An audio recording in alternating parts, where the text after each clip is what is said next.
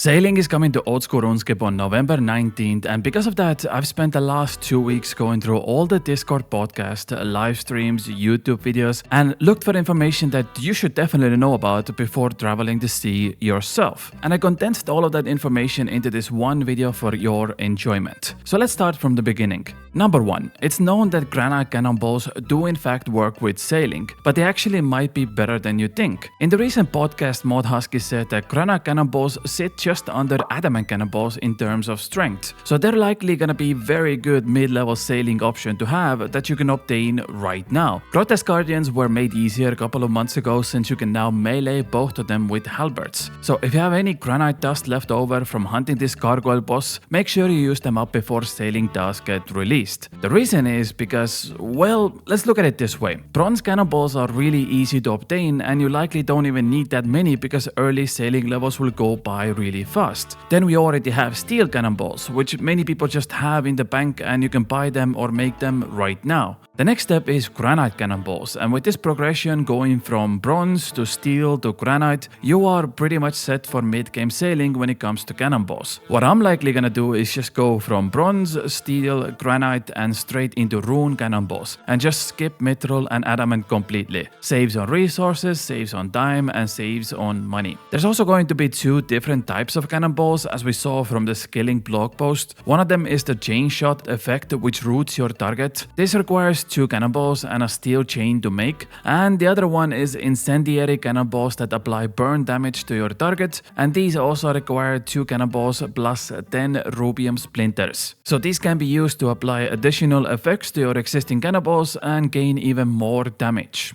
Number 2. Crab hunting could become one of the better hunter training methods in the game. In a recent Discord modcast, there was a discussion about chinchompas being one of the only actual hunter training methods in the game, since a lot of the other activities just don't have those kind of experience rates, and they want crab hunting to be on a similar level. Main pulling point for this is going to be the rainbow crab, which has a level 77 hunter requirement, and the reason for this is the paste you get from the crab. If you use pestle and mortar, you get the rainbow crab paste. This is a secondary ingredient for one of the best potions in the game, the Armadillo Brew. If you don't know what that potion is, in very simple terms, it combines ranging potion and Saradomin Brew together into one potion. This is going to be amazing at raids, Inferno, Colosseum, Mocha Boss, any endgame content you do with ranged. It's absolutely bonkers. This also means that the rainbow crab paste is going to be in high demand. You can definitely draw a comparison between rainbow crabs and chinchompa hunting, a useful resource that yields high hunter experience. On top of that, sailing also brings 3 important items that help you with catching rainbow crabs. Number 1 is the superior hunter potion, which gives you a nice +6 boost to your hunter skill. The reason this is kinda important is because despite rainbow crabs being available at level 77 hunter, you likely start to see massive increase in experience and catch rates at level 80 when you can put down 5 traps at once. So having that +6 boost from your hunter potion kinda pushes you over that edge immediately, and you don't have to wait until level 80 to get more crabs. The second one is Horn of Plenty. Once you add a couple of griffin feathers into this offhand item, you have a 1 in a 10 chance to get double your hunter yield. So basically you get 10% more rainbow crabs if you have this equipped. And it gives a nice +4 invisible hunter boost as well,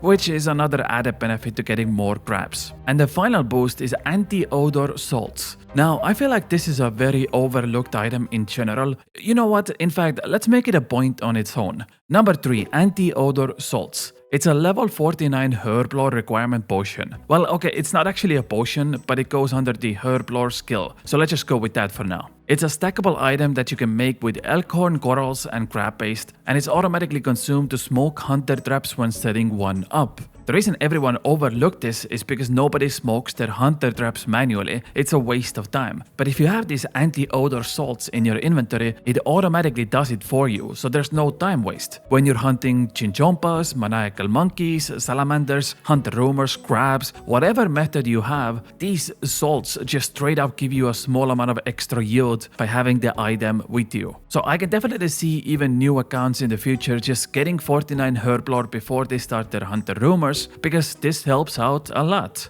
Quick side note, I'm currently 500,000 Slayer experience away from getting the Maxscape, and I plan to get it on the day of sailing release. I will live stream getting the Maxscape just 2 minutes before system update kicks in and sailing comes out, and then immediately lose it again. So if you want to come say hi to me or check out me being a Maxscape owner for 120 seconds, I will be live on all 3 platforms, Twitch, Kick, YouTube, whichever you prefer the most. Also, I will do a massive drop party of this 1 rune full helm. You don't want to miss out, trust me. Okay, let's continue with the video. Number 4. This is a quick one. We did get a confirmation that you'll be able to paint parts of your boat into colors you want. And you can also add cosmetics at launch to make the boat feel unique to you. At a recent podcast, the JMods didn't specify which parts of the boat you can recolor, but they did release a promo video just a few days ago, and there you can clearly see the boat getting a runite trim, which honestly just looks very cool, especially if the rest of your boat also has rune upgrades. So if you're into that cosmetic pimping your boat out kinda gameplay, there will be plenty of options available for you to make the boat exactly how you want. Number 5. Lantern fishing will be very similar to what we currently have with swordfish and tuna fishing, where you have multiple different fish at one spot available. It requires a harpoon and a lantern to catch them, and sometimes you get the bigger one, sometimes you get the smaller ones. At level 52 you can catch the sword-tip squid, and at level 69 you can catch the jumbo squid, which is nice. These new lantern fishing spots are available at different new islands around the map, and the most important thing you should be looking out for is the squid beak that can be only caught with lantern fishing. The squid beak is secondary ingredient for making the rosewood blowpipe, which is going to be a new mid-game weapon that sits nicely between magic shortbow and eclipse atlatl. You need 2 rosewood logs and 1 squid beak along with 84 fletching to make the rosewood blowpipe. So if you're an Ironman or if you want to get some nice profit from day 1 of sailing, catching these squids that not only can be used for food but also can be turned into paste in herbal training, and getting squid beaks while also getting some decent fishing experience is gonna be a nice way to go about it. You're doing multiple things at once when catching this. From looking at the promo videos, it is currently believed that one of the fishing spots for these will be at the Dognose Island, which does have a level 40 sailing requirement for docking, so that is something to keep in mind. Number 6. Let's talk about boat sizes. For a raft, there unfortunately isn't any room for other players, so you can't invite your friends to your small dinghy. However, at level 15 you can obtain the skiff, which is a small boat, and that allows you to have up to 5 other players on the boat. At level 50 you can get the sloop, aka the big boat, which allows you to have up to 10 other players on your boat. So if you want to sail out to the sea where you don't have to pay taxes, you can bring your friends and set up your own party without being disturbed by the Gillenor police. Also, side note, multiple people can use repair kits on the same boat at the same time, even if it's not their boat. So hypothetically, if you get into some dangerous areas with your friends, they can also spam click their repair kits to keep your boat at full health. For Crew Pyroman, boats act the same way. So if somebody in your Crew Pyroman pimped out their boat completely, everyone on that group can use the boat like it's their own. This means you can all build one boat together and don't have to worry about using extra resources for yourself. But I will say, since every player can have maximum of 5 boats at level 91 sailing, it is expected that you need multiple different boats for different activities. Maybe you need a boat for deep sea trolling, or maybe you need a boat for Barracuda trials, and so on. With that in mind, prepare yourself by getting supplies for multiple boats, because constantly adding and removing facilities on a single boat will get annoying really fast.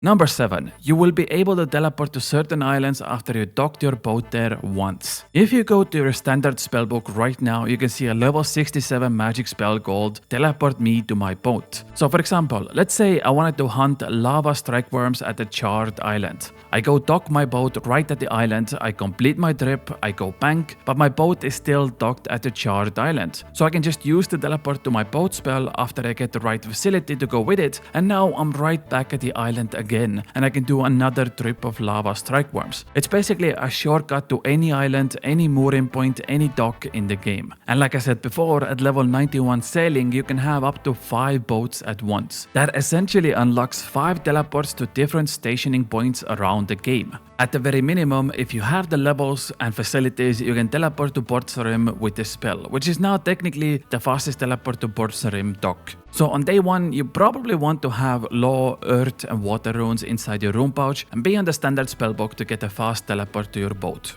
Number 8. Look out for random events at the sea. Jagex said that on release there will be 7 different random events you can interact with. It could be something simple like prying open a crate, which does require the Prying Times quest to complete. The reward from that quest is a crowbar, and you should have that crowbar with you whenever you sail around the world, because the higher your sailing level is, the better loot you can get from prying open these random crates at sea. And that is just one of 7 events. There's also underwater glows that give you bonus experience if you maneuver over them. There's also a castaway random event where you have to take the NPC back to shore, or even something simple like strong winds where you see a temporary speed boost and bonus experience if you go through it. These are especially important when you're doing something like port tasks, as you can squeeze a little bit more out of your training on top of the experience you already get by being a DoorDash delivery driver in RuneScape. Number 9. Let's talk about Dragon Metal Sheets. This item is likely going to be one of the most valuable items coming with sailing, and it's because the big boats you unlock at level 50 sailing are gonna be mega expensive to fully build out. For example, to take out your sloop, which is the level 50 sailing boat, you need over 400 Dragon Metal Sheets because it's 5 sheets per a single keel part. Then you need 5 keel parts to make a large keel part, and it just keeps stacking and stacking and stacking on top of each other. And that's not the only facility you can build out of this high level resource. There's also Dragon Cannons, Dragon Salvaging Hooks, and Phantom Pearls, all endgame content that require the metal sheets. On top of that, the only way to make Dragon Nails is through Dragon Metal Sheets, which is a level 92 smithing requirement. So that means even more of these resources will be absorbed up and never seen again. That makes the demand for Dragon Metal Sheets incredibly high. Rich players want to fully deck out their boats as soon as possible, and Jagex have confirmed that completely fixing up your big boat is gonna be very expensive.